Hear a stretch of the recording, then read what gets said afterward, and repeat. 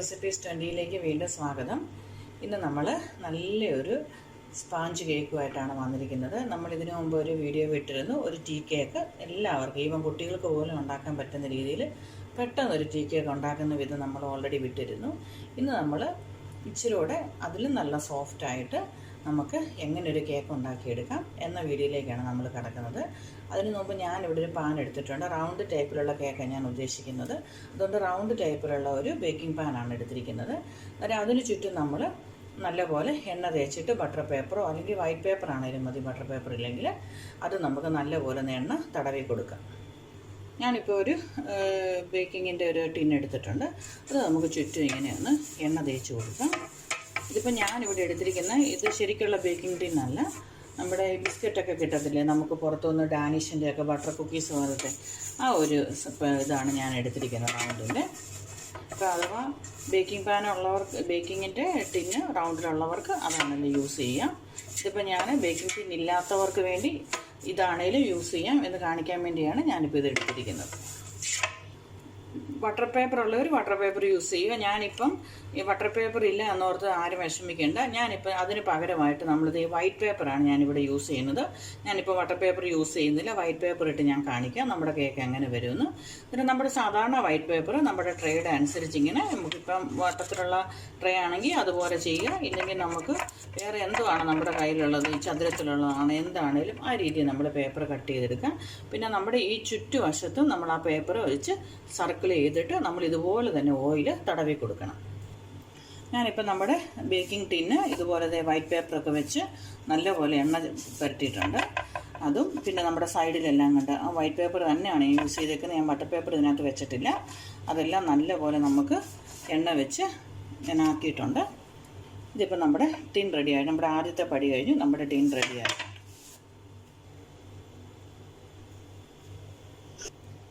നമ്മൾ കേക്ക് ഉണ്ടാക്കാൻ വേണ്ടിയിട്ടുള്ള ഇൻഗ്രീഡിയൻസ് നമുക്ക് ഇപ്പോൾ ഞാനൊരു 150 ഗ്രാം ഫ്ലോർ എടുത്തിട്ടുണ്ട്.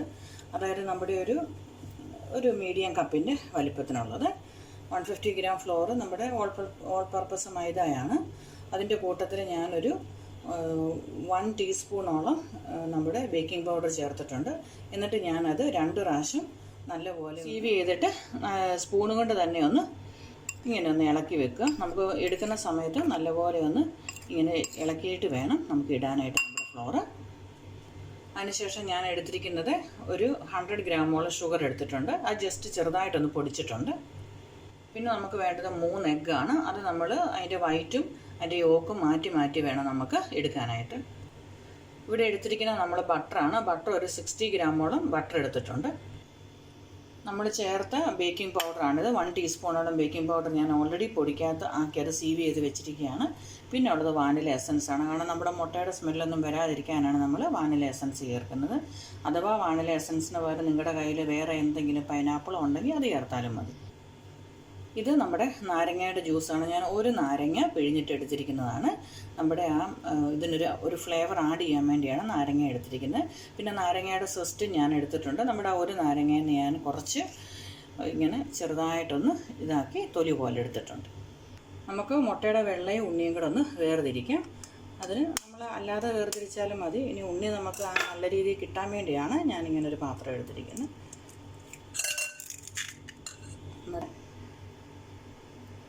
എന്നിട്ട് നമ്മുടെ വെള്ളമെല്ലാം താഴോട്ടും പോയി ഉണ്ണി നമുക്ക് കിട്ടി. ഉണ്ണി നമുക്കിനി വേറൊരു പാത്രത്തിലേക്ക് മാറ്റാം.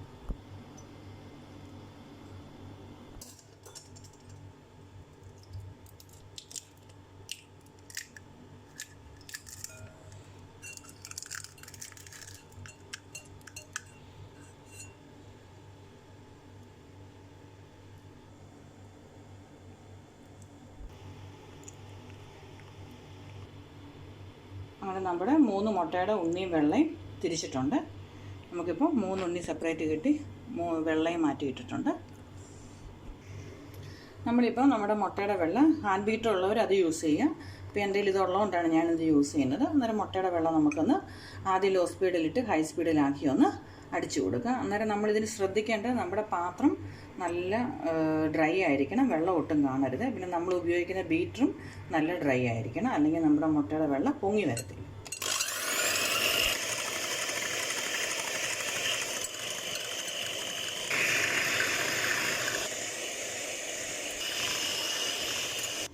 മുട്ടയുടെ വെള്ളം ഇങ്ങനെ ഒരു ബബിള് തുടങ്ങുമ്പോഴത്തേക്ക് നമുക്ക് കുറച്ച് ഷുഗർ ഇതിനകത്തേക്ക് ആഡ് ചെയ്ത് കൊടുക്കാം. നമ്മൾ 100 ഗ്രാം ഷുഗർ എടുത്തിട്ടുണ്ട്. അതിലൊരു 70 ഗ്രാമോളം ഷുഗർ ഒരു 3 ടൈംസ് ആയിട്ട് നമുക്ക് ഇട്ട് കൊടുക്കാം. ഇതിപ്പോൾ ആദ്യത്തെ ടൈം ഞാൻ ഇടുവാണ്.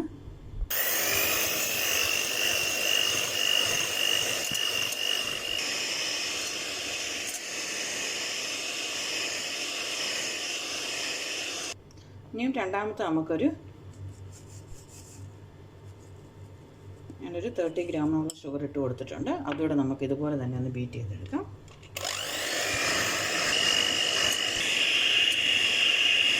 ഷുഗർ മെൽറ്റായി വന്നിട്ടുണ്ട്. നമുക്ക് കുറച്ചുകൂടെ ഒരു ഷുഗറൂടെ ഇതിലേക്കൊന്ന് ആഡ് ചെയ്ത് കൊടുക്കാം. മൊത്തം ഞാൻ എടുത്തിട്ടില്ല, ബാക്കി ഇത്ര ഉണ്ട്.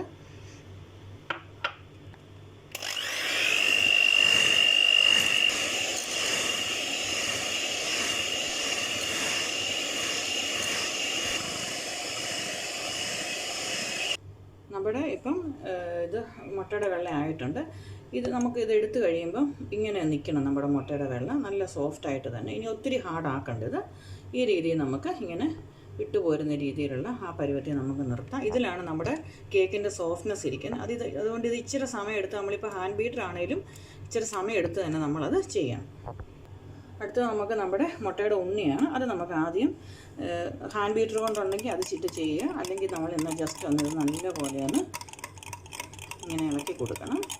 അല്ലെങ്കിൽ നമ്മൾ ഇതിനകത്ത് ഇപ്പോൾ കുറച്ചുകൂടെ ബാലൻസ്ഡ് ഷുഗർ ഉണ്ട്, അത് ഞാൻ ഇതിനകത്തിടും. അല്ലെങ്കിൽ നമ്മുടെ മുട്ടയുടെ മഞ്ഞ അങ്ങ് അടിയിൽ സ്റ്റിക്കാകും, ഷുഗറിൻ്റെ കൂടെ അങ്ങ് അലിഞ്ഞ് വരത്തില്ല. അതുകൊണ്ട് ആദ്യം തന്നെ നമ്മൾ നമ്മുടെ കയ്യിലുള്ള ബീറ്റർ കൊണ്ട് ഇങ്ങനെ ജസ്റ്റ് ഒന്ന് ഇളക്കി കൊടുക്കുക. അതിലേക്ക് ഞാൻ കുറേശ്ശെ ഷുഗർ, ഇനി ഒരു 20 ഗ്രാമോളം ഷുഗറുണ്ട്, അത് ഞാനൊരു 2 ടൈംസ് ആയിട്ട് ഇട്ട് കൊടുക്കുകയാണ്. എന്നിട്ട് നമുക്ക് ചെറുതായിട്ടൊന്ന് ചെയ്തെടുക്കാം. നമ്മുടെ ആദ്യത്തെ ഷുഗറും നമ്മുടെ മുട്ടയുടെ ഉണ്ണിയും നല്ലപോലെ യോജിച്ച് നമ്മുടെ മുട്ടയുടെ ഉണ്ണിയുടെ കളറൊക്കെ മാറി വന്നിട്ടുണ്ട്. നമുക്ക് ബാക്കി ഷുഗറും കൂടെ ഇതിലേക്ക് ആഡ് ചെയ്യാം. എന്നിട്ട് അതുപോലെ തന്നെ നമുക്ക് ഇത് നല്ലപോലെ ഒന്ന് പതപ്പിച്ചെടുക്കാം. അപ്പം നമ്മുടെ മുട്ടയുടെ ഉണ്ണിയും അതേപോലെ തന്നെ വൈറ്റ് പോലെ തന്നെ ആയിട്ടുണ്ട്.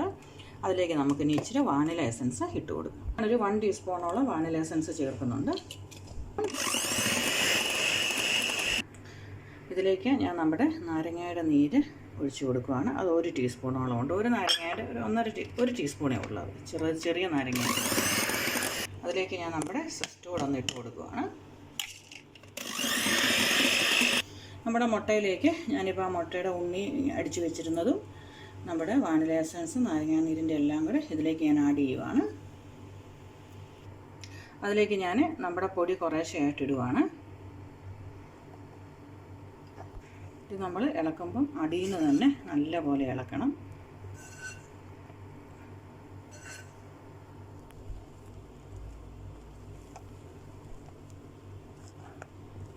കുറേശ്ശെ നമുക്കിതുപോലെ ഇടണം.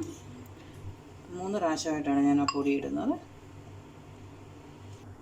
നമ്മൾ ഇങ്ങനെ ഒന്ന് പതുക്കെ കറക്കിയിട്ട് അടി ചേർത്ത് കറക്കണം. കാരണം പൊടി അടിയിലോട്ട് പോകും.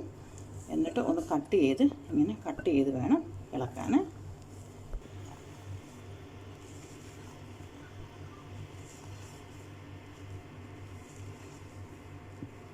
ഇനി ബാക്കി പൊടിയും കൂടെ നമുക്ക് ഇട്ട് കൊടുക്കാം. കുറച്ചേ ഉള്ളൂ, അതുകൂടി ഇട്ട് കൊടുക്കാം. ഇതുപോലെ തന്നെ അടി വെച്ച് ഇളക്കണം, കാരണം പൊടി അടിയിലോട്ട് പോകും. നമ്മുടെ പൊടിയും മുട്ടയുടെ വെള്ളയും ഉണ്ണിയും വാനില എസൻസ് എല്ലാം നല്ല രീതിയിൽ വന്നിട്ടുണ്ട്. ഇനി ഇതിലേക്ക് നമുക്ക് ചേർക്കാനുള്ളത് ബട്ടറാണ്. ഞാൻ ബട്ടർ ഒന്ന് നമ്മുടെ ചൂടുവെള്ളത്തിൻ്റെ മുകളിൽ വെച്ചൊന്ന് ചെറുതായിട്ട് ചൂടാക്കി വെച്ച് അലിപ്പിച്ചെടുത്തതാണ്. ഇതെല്ലാം റൂം ടെമ്പറേച്ചറിലായിരുന്നു. അത് നമുക്കിതിൻ്റെ മുകളിലൂടെ ഒഴിച്ചു കൊടുക്കാം. എന്നിട്ട് നമുക്കിത് നല്ലപോലെ ഒന്ന് യോജിപ്പിച്ചെടുക്കാം. ആ ബട്ടർ നല്ല രീതിയിൽ യോജിച്ച് വന്നിട്ടുണ്ട്. അതിലേക്ക് നമുക്ക് കുറച്ചുകൂടി ഇരിപ്പുണ്ട് എൻ്റെ കയ്യിൽ, അതുകൂടി ഇടുവാണ്. അതിൻ്റെ കൂട്ടത്തിൽ ഞാനൊരു 2 ടേബിൾ സ്പൂൺ പാലും കൂടെ ഒഴിക്കുന്നുണ്ട്. നമ്മുടെ ഈ ബട്ടറിൻ്റെ അതിനകത്ത് തന്നെ ഒഴിച്ചിട്ട് 2 ടേബിൾ സ്പൂൺ പാലോട് ഒഴിക്കുന്നുണ്ട്. നമ്മുടെ ആ കൂട്ടുമായിട്ട് നല്ലപോലെ യോജിപ്പിച്ചെടുക്കണം. നമ്മുടെ കൂട്ടിപ്പം ഒട്ടും ലംസ് ഇല്ലാതെ നല്ല സോഫ്റ്റായിട്ട് വന്നിട്ടുണ്ട്. ഇതാണ് നമ്മുടെ കേക്കിൻ്റെ പാകം. നമ്മുടെ ഇത് നല്ല സോഫ്റ്റായിട്ടുള്ള ഷിഫോൺ കേക്ക് പോലെ ഇരിക്കും. ഇതാണ് നമ്മുടെ കേക്കിൻ്റെ പാകം. ഇച്ചിരി സമയം നമുക്കെടുക്കും. ഫ്രീ ഉള്ള സമയത്ത് ഇതൊന്ന് പരീക്ഷിച്ച് നോക്കുക എല്ലാവരും വീട്ടിൽ.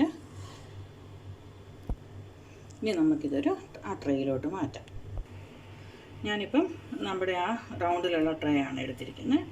അതിലേക്ക് ഞാൻ ഇത് കുറേശ്ശെ ഒഴിച്ച് കൊടുക്കുകയാണ്. ഞാനെന്നാലും നമുക്കൊരു റൗണ്ട് കേക്കിൻ്റെ നടുക്ക് ഞാനൊരു ഗ്ലാസ്സാണ് വെച്ചിരിക്കുന്നത്. അന്നേരം അത് നമുക്ക് ഒരു ഷേപ്പിൽ കിട്ടാൻ വേണ്ടിയാണ് ഞാനത് ചെയ്തിരിക്കുന്നത്. നമുക്ക് എന്നിട്ട് അതിന് ചുറ്റും ഇങ്ങനെയൊന്ന് ഒഴിച്ചു കൊടുക്കാം.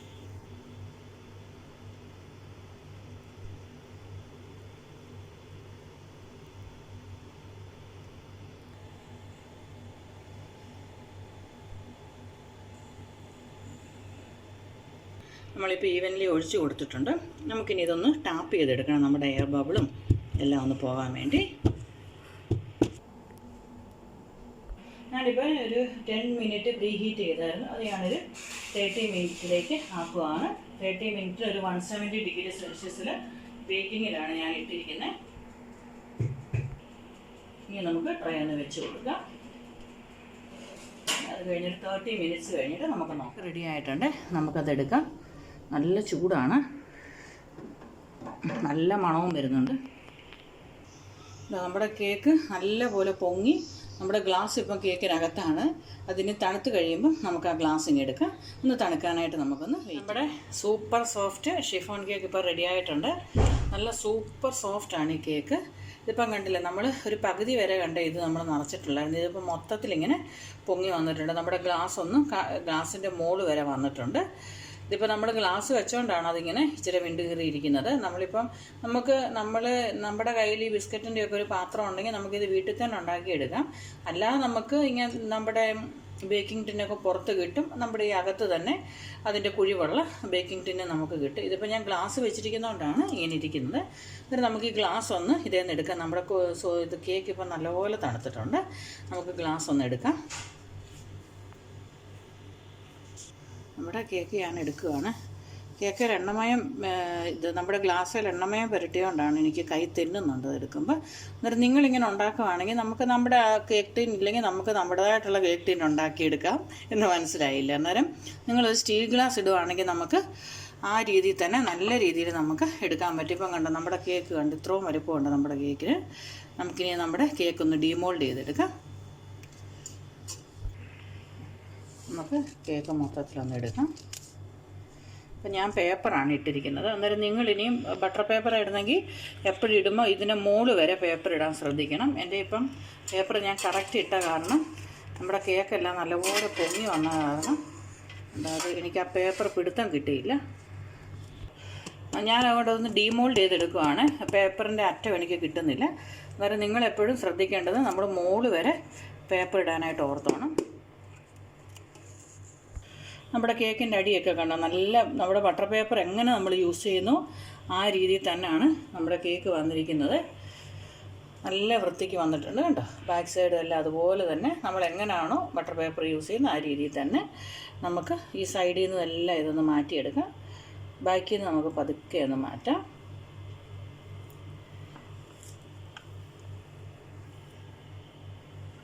നമ്മുടെ chiffon super soft cake ready ആയിട്ടുണ്ട് കണ്ടോ. നമ്മളിപ്പം എന്നിട്ട് അത് നമുക്കൊന്ന് തിരിച്ചു കൊടുക്കാം. ഇനി നമുക്ക് സൈഡിൽ നിന്ന് നമ്മുടെ പേപ്പറെല്ലാം ഒന്ന് വിട്ടു കൊടുക്കാം.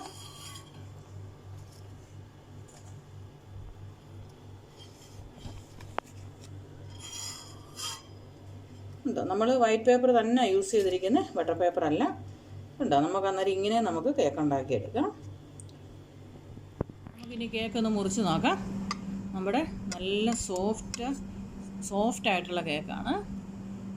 ഇപ്പോൾ ഒരു കഷ്ണം കാണിക്കാം.